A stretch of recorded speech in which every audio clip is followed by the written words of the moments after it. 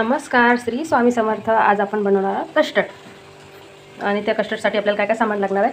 सर्वात आधी दूध ठेवलं मी इथं तापवायला. त्याच्यानंतर थोडंसं इथं गार दूध मी काढून घेतलं. कस्टर्ड पावडर, साखर, डाळिंब आणि केळी, ॲपल आणि चिकू मी घेते. चिकू नाही घेतला आहे तर इथं दूध ठेवलं तापवायला. दूध चांगलं उकळून घ्यायचं. त्याच्यानंतर लगेच आपल्याला त्याच्यामध्ये साखर घालायची. साखर विरघळून घ्यायची. त्याच्यानंतर हे आपण हलवून घेऊया.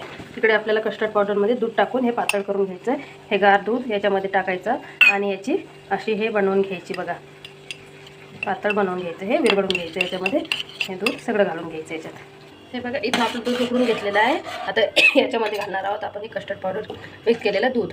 आणि हे थोडा वेळ उकळू द्यायचं. नंतर गॅस बंद. हे बघा, इथं झालं आपलं दूध. याच्यामध्ये घालणार आहोत आपण फडक. सर्वात आधी आपण घालणार आहोत केळी.